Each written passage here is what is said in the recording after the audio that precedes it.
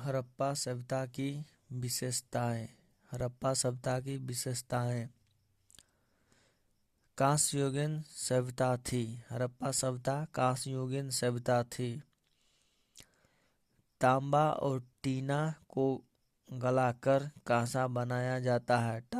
तांबा और टीना को गलाकर कांसा बनाया जाता है।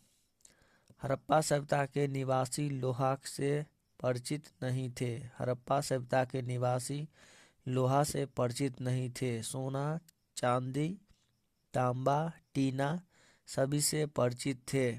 सोना, चांदी, तांबा, टीना सभी से परिचित थे।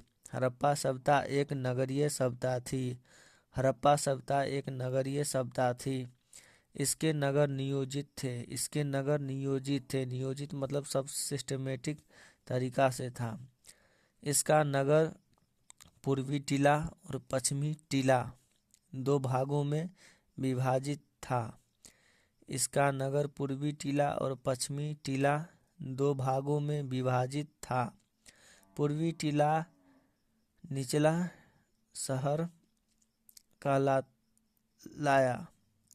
पूर्वी टीला निचला शहर कहलाया, जो आवासीय क्षेत्र था। आवासीय क्षेत्र था। आवास यानी आवास रहने के लिए। पश्चिमी टीला ऊंचा थे, जिसे दुर्गी या गढ़ी कहा गया है। यह संभवतः शासक वर्ण लोग रहा करते थे। यह संभवतः शासक वर्ण लोग रहा करते थे।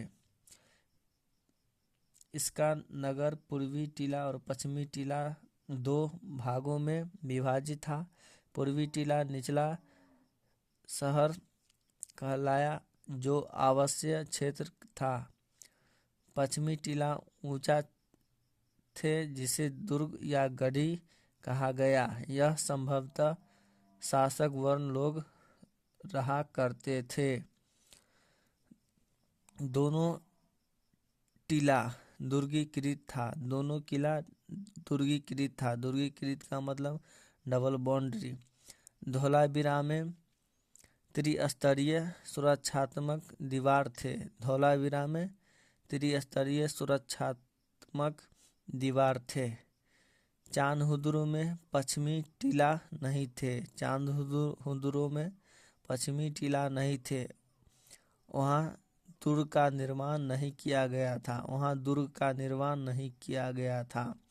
सड़क के बारे में। सड़क कच्ची थी और एक दूसरे को समकोण पर काटते थे। सड़क कच्ची थी और एक दूसरे को समकोण पर काटती थी। समकोण मतलब 90 डिग्री होता है। 90 डिग्री के कोण पर काटती थी। भवन के बारे में। भवन निर्माण में पक्के ईंट के प्रयोग हुए। कालीबंगा में कच्चे ईंट और धौलावीरा में भवन निर्माण में पत्थर के प्रयोग किए गए। भवन निर्माण में पक्के ईंट के प्रयोग हुए। कालीबंगा में कच्चे ईंट और धौलावीरा में भवन निर्माण में पत्थर के प्रयोग किए गए।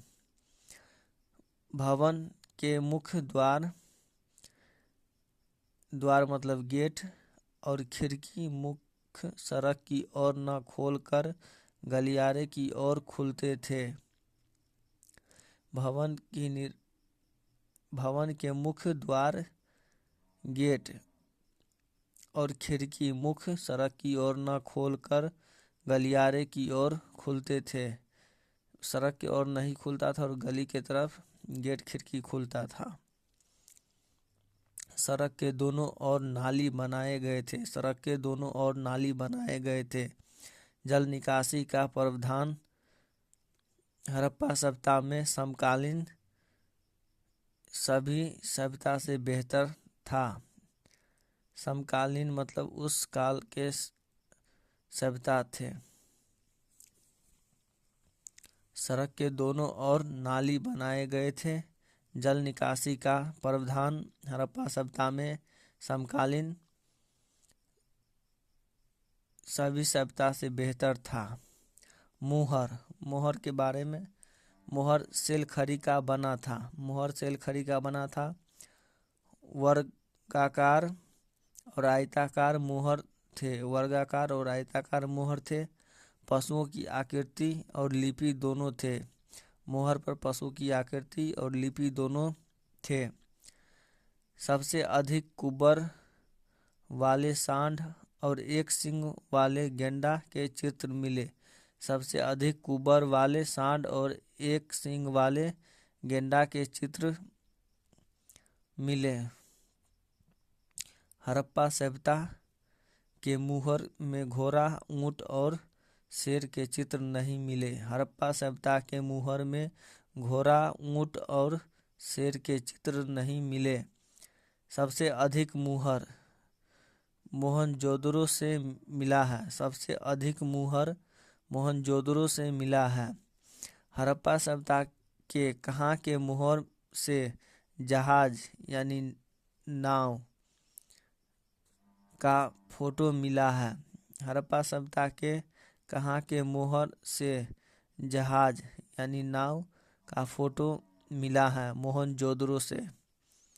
मोहनजोदड़ो से नदी वाला नाव का फोटो मिला है। हड़प्पा सभ्यता की लिपि। हड़प्पा सभ्यता की लिपि हड़प्पा सभ्यता की लिपि भावचित्रात्मक लिपि थे जिसे पढ़ा नहीं जा सका है। भावचित्रात्मक लिपि थे जिसे पढ़ा नहीं जा सका है। इसे बाएं से दाएं और फिर दाएं से बाएं दोनों ओर लिखे जाते थे। इसे बाएं से दाएं और फिर दाएं से बाएं दोनों ओर लिखे जाते थे। इस लिपि को गोमूत्र लिपि या बुस्टोफेदन कहा गया। इस लिपि को गोमूत्र या बुस्टोफेदन कहा गया। Thank you.